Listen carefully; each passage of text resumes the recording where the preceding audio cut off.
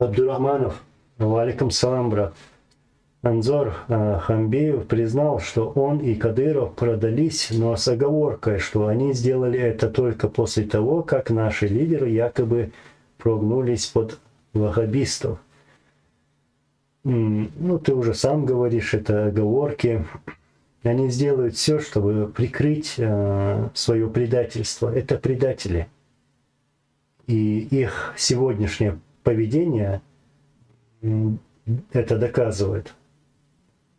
Что бы там ни сделал Масхадов или другие, но человек, который перешел на сторону врага, на сторону тех, кто убивал его народ, братьев, сестер, родных, если он перешел на ту сторону, то это враг, то это уже это предатель.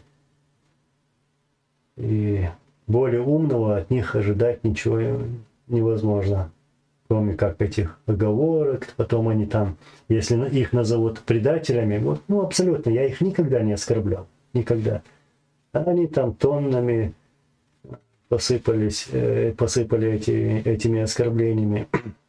Это показывает их уровень, больше ничего. Не им говорить про Масхадова. Я вот буквально в прошлом эфире говорил, что я запрещаю Хамбиеву говорить про Масхадова. Я ему это запрещаю.